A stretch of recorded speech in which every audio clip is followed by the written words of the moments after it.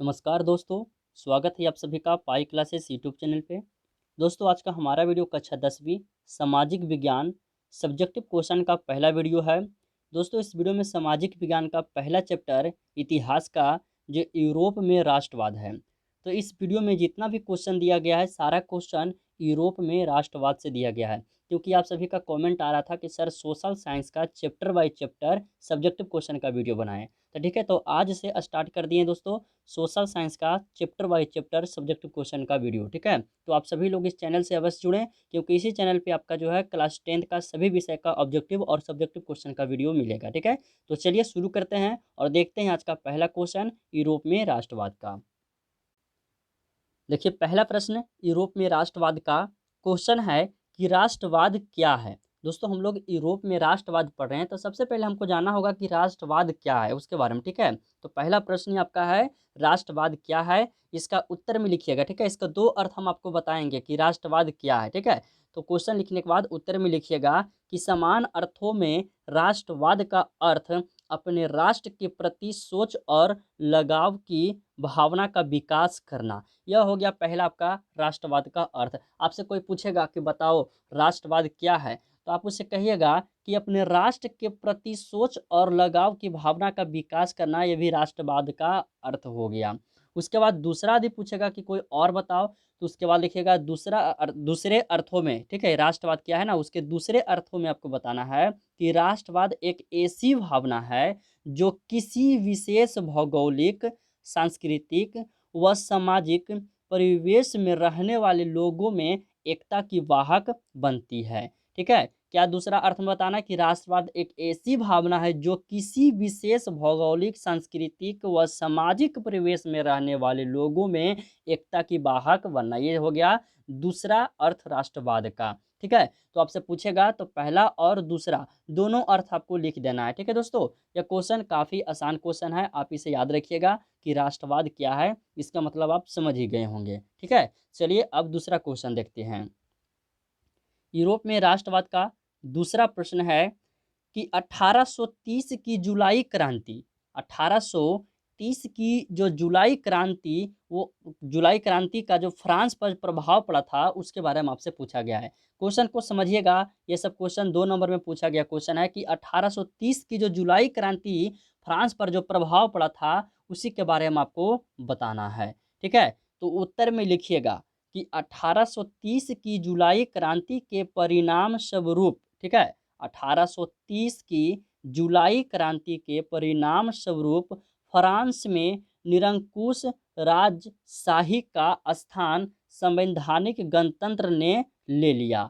देखिएगा, निरंकुश राजशाही का स्थान संवैधानिक गणतंत्र ने ले लिया। कब लिया? तो 1830 की जुलाई क्रांति के परिणाम स्वरूप। ठीक है, ले लिया। उसके बाद लिखेगा कि इस क्रांति ने फ्रांसीसी क्रांति के सिद्धांतों को पुनर्जीवित किया। कौन क्रांति? तो 1830 की जुलाई क्रांति ने जो फ्रांसीसी की क्रांति के सिद्धांतों को क्या किया? पुनर्जीवित किया। ठीक है, तो यहाँ से शायद एक ऑब्जेक्टिव क्वेश्चन निकल के आ रहा है, आप उसे याद रखिएगा। ठीक है, या क्वेश्चन में पूछेगा कि फ्रांसीसी क्रांति के सिद्धांतों को पुनर्जीवित किया तथा फ्रांस के उत्तरदायी मध्यम वर्ग का राजनीतिक महत्व बढ़ गया। ठीक है, तो यहाँ से जो ऑब्जेक्टिव क्वेश्चन निकल के आ रहा है कि इस क्रांति ने फ्रांसीसी क्रांति के सिद्धांतों को पुनर्जीवित किया। किस क्रांति के बाद? तो 1830 की जुलाई क्रांति के बाद। ठीक है, तो यहाँ से एक ऑब्जेक्टिव क्वेश्चन आ रहा है, आप इसे याद रखिएगा। इसका स्क्रीनशॉट ले लीजिए और अपने फ़ोन में रख करके याद कर लीजिएगा। क्वेश्चन काफ़ी आसान है, काफ़ी छोटा क्वेश्चन है, और ये सब प्रश्न हमेशा मैट्रिक परीक्षा में 2 नंबर में पूछे जाते हैं। ठीक है, तो आप इसे स्क्रीनशॉट लेकर याद कर लीजिएगा। ठीक है दोस्तों, चलिए अब अगला क्वेश्चन देखिए, क्वेश्चन नंबर 3। देखिए क्वेश्चन नंबर 3 कह रहा है कि 1830 और 1848 की क्रांतियों की समान विशेषताएं क्या थी। ठीक है, 1830 और 1848 की जो क्रांतियों की जो विशेषताएं हैं, समान विशेषताएं, उसी के बारे में आपसे पूछा गया है। तो उत्तर में लिखिएगा कि 1830 और 1848 की क्रांतियों के समान विशेषताएं, निम्नलिखित है। देखिए इस लाइन को आप लिख दीजिएगा एग्जाम में। सबसे पहले लिखना है कि 1830 और 1848 की क्रांतियों के समान विशेषताएं निम्नलिखित है। बहुत सारे स्टूडेंट क्या करते हैं कि ये पहला लाइन ना लिख करके उसकी जो विशेषताएं हैं उसी को दर्शा देते हैं, तो थोड़ा ये स्टैंडर्ड हो जाता है, आप इसे लिख देते हैं तो ठीक ना। कॉपी चेक करने वाले को लगता है कि नहीं थोड़ा ढंग से लिखा गया है, ठीक है। तो पहला, दूसरा, तीसरा, चार हम आपको बताएंगे। तो पहला जो आपका है कि सभी क्रांतिकारी प्रतिक्रियावादी और निरंकुश शासन की समाप्ति चाहते थे। 1830 और 1848 की क्रांतियों की समान जो विशेषताएं से, उसमें से पहला विशेषता था कि सभी क्रांतिकारी, जितने भी क्रांतिकारी थे, वह प्रतिक्रियावादी और निरंकुश शासन की समाप्ति चाहते थे। दूसरा विशेषताएं क्या है, तो वह उदारवाद और राष्ट्रवाद के समर्थक थे। 1830 और 48 के जितने भी क्रांतिकारी थे, उनका एक विशेषता यह भी था कि उदारवाद और राष्ट्रवाद के समर्थक थे। जितने भी क्रांतिकारी थे ना, वो उदारवाद और राष्ट्रवाद के समर्थक थे। तीसरा में लिखिएगा कि वे वैधानिक शासन की मांग कर रहे थे। 1830 और 48 की क्रांतिकारियों ने वैधानिक शासन की मांग कर रहे थे, तो यह भी एक उनका विशेषताएं हो गया। चौथा विशेषताएं जो काफ़ी ही महत्वपूर्ण विशेषताएं हैं, वो क्या है, तो दोनों क्रांतिकारियों, दोनों मतलब क्या क्या समझे, 1830 वाला और 48 वाला, या दोनों के जो क्रांतिकारी थे, वो एक मुख्य विशेषता यह भी थी, वो दोनों क्रांतिकारियों की एक यह मुख्य विशेषता यह भी थी कि स्वतंत्रता और नागरिक अधिकारों की सुरक्षा मुख्य मुद्दा था, ठीक है। स्वतंत्रता और जो नागरिक अधिकारों की जो सुरक्षा था, यह सबसे मुख्य मुद्दा था 1830 और 48 की फ्रांसीसियों की जो जितने भी विशेषताएं थे, उसमें से चौथा विशेषताएं जो है वो काफ़ी ही महत्वपूर्ण विशेषताएं हैं, तो आप इसे अवश्य लिखिएगा। यदि एग्जाम में यह क्वेश्चन पूछेगा दोस्तों, तो आप इसे एग्जाम में लिखना है। इसी तरह से आपको सबसे पहले कि 1830 और 48 की क्रांतिकारियों के समान विशेषताएं निम्नलिखित थी, और इसी तरह से आपको चार विशेषताएं लिख देना है। बुक में आप पढ़िएगा ना इसका चैप्टर, तो इसमें से आपका 4-5 बहुत सा आएगा, लेकिन 2 नंबर में पूछेगा तो 4 ही आपको लिख देना है, ठीक है। तो ये 4 आपको लिख देना है। चलिए अगला क्वेश्चन, ये सब क्वेश्चन दोस्तों मैट्रिक परीक्षा में पूछा गया क्वेश्चन है, तो आप याद रखिएगा। देखिए यूरोप में राष्ट्रवाद से लघु उत्तरीय का जितना भी प्रश्न है, टोटल हम आपको 22 प्रश्न देंगे, ठीक है। लघु उत्तरीय से संबंधित यूरोप में राष्ट्रवाद पहला चैप्टर सामाजिक विज्ञान का, तो इस चैप्टर से 22 आपका सब्जेक्टिव क्वेश्चन हम आपको बताएंगे, जो मैट्रिक परीक्षा में 2 नंबर में पूछे जाते हैं, जिसे हम लोग लघु उत्तरीय प्रश्न कहते हैं। और जो 5 नंबर में पूछे जाने वाले प्रश्न होते हैं ना, वो सभी प्रश्न का PDF बना के हम आप लोग को दे देंगे, ठीक है। तो आप सभी लोग इस चैनल से भी जुड़ जाइए, और चैनल इस वीडियो के डिस्क्रिप्शन में लिंक दिया गया है वेबसाइट का और एप्लीकेशन का, तो आप उस वेबसाइट से PDF 5 नंबर वाला क्वेश्चन का डाउनलोड कर सकते हैं, या एप्लीकेशन से, तो आप लोग एप्लीकेशन भी डाउनलोड कर लीजिएगा, ताकि 5 नंबर क्वेश्चन वाले PDF आप लोग को मिल सके, ठीक है। और 2 नंबर वाले क्वेश्चन को वीडियो के रूप में ही हम आपको दे देंगे। चलिए क्वेश्चन नंबर 4 देखिएगा।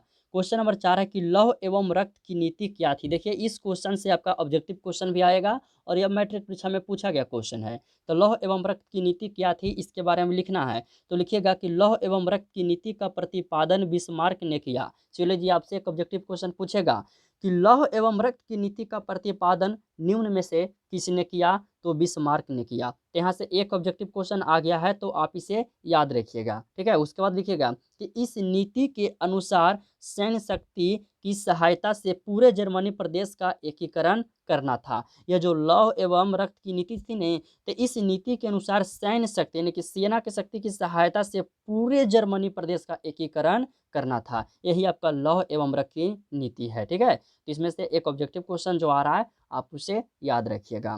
चलिए अब इसके बाद 5 नंबर क्वेश्चन देखिएगा। 5 नंबर क्वेश्चन है कि बिस्मार्क के कार्यों की चर्चा करें। बिस्मार्क के कार्य यानी कि बिस्मार्क जो है वो क्या क्या कार्य किया है, उसी के बारे में आपको चर्चा करना है, उसी के बारे में लिखना है, ठीक है। क्वेश्चन काफ़ी महत्वपूर्ण यह भी है, तो उत्तर में लिखिएगा आप सभी लोग कि जर्मनी के एकीकरण में बिस्मार्क की महत्वपूर्ण भूमिका थी। सबसे पहला लाइन, जर्मनी के एकीकरण में बिस्मार्क की जो भूमिका थी वो काफ़ी महत्वपूर्ण भूमिका थी, ठीक है। वो विख्यात राष्ट्रवादी और कूटनीति की फ्रैंकफर्ट संसद में उसने भाग लिया। बिस्मार्क बिस्मार्क जो है दोस्तों, वो ये राष्ट्रवादी और कूटनीतिज्ञ फ्रैंकफर्ट संसद में भाग लिया था। किस क्यों लिया था, तो बिस्मार्क ने लिया था। ठीक है, उसके बाद लिखिएगा कि वे रूस और फ्रांस के राजदूत भी रहे। तो आपसे पूछेगा कि निम्न में से कौन रूस और फ्रांस के राजदूत हैं? तो क्या ऑप्शन में देखिए दिया, ऑप्शन में बिस्मार्क रहेगा, तो बिस्मार्क सही होगा। तो यहाँ से एक और ऑब्जेक्टिव क्वेश्चन आ रहा है कि बिस्मार्क ने रूस और फ्रांस के राजदूत भी रहे थे। ठीक है, उसके बाद लिखिएगा कि 1862 में वो प्रशा का चांसलर बना। अब देखिए यहाँ से भी एक ऑब्जेक्टिव क्वेश्चन आ रहा है, 1862 में वह प्रशा का चांसलर बना, कौन बना? तो बिस्मार्क बना। ठीक है, तो यहाँ से जो ऑब्जेक्टिव क्वेश्चन निकल के आ रहा है आप इसे याद रखिएगा। ठीक है, उसके बाद लिखिएगा कि सर्वप्रथम बिस्मार्क ने प्रशा की आर्थिक और सैनिक शक्ति सुदृढ़ की। ठीक है, सर्वप्रथम सबसे पहले बिस्मार्क ने ही प्रशा और इसका प्रशा की आर्थिक और सैन्य शक्ति का जो है कि बढ़ाया। ठीक है, उसके बाद लिखिएगा तत्पश्चात उसने डेनमार्क डेनमार्क 1864, ऑस्ट्रिया 1866, सेडोवा का युद्ध तथा फ्रांस 1870, यहाँ सीडान होगा। ठीक है, सीडान का युद्ध को पराजित कर जर्मनी का एकीकरण किया। अब देखिए किस कौन कौन युद्ध और कब कब जो है बिस्मार्क ने उसे पराजित किया, उसके बारे में यहाँ से आपको बताया गया है। ठीक है, डेनमार्क 1864, ऑस्ट्रिया। ठीक है, डेनमार्क 1864 ऑस्ट्रिया और 1866 सिडोवा का युद्ध, उसके बाद सॉरी 1866 सिडोवा का युद्ध तथा फ्रांस का युद्ध। ठीक है, उसके बाद 1870 सेडान का युद्ध को पराजित किया। किसने किया? तो डेनमार्क ने किया। इस क्वेश्चन को आप अच्छी तरह से पढ़ लेते हैं तो इस क्वेश्चन से आपका ही 5 ऑब्जेक्टिव क्वेश्चन आ रहा है और 5 में से एक तो मैट्रिक परीक्षा में पूछेगा ही पूछेगा। ठीक है, तो क्वेश्चन नंबर 5 काफ़ी महत्वपूर्ण प्रश्न है, आप इसे अच्छी तरह से याद कर लीजिएगा दोस्तों। यह क्वेश्चन एग्जाम में पूछने का काफ़ी ज़्यादा चांस बन रहा है। सब्जेक्टिव नहीं पूछेगा तो ऑब्जेक्टिव इस क्वेश्चन से अवश्य आएगा एग्जाम में।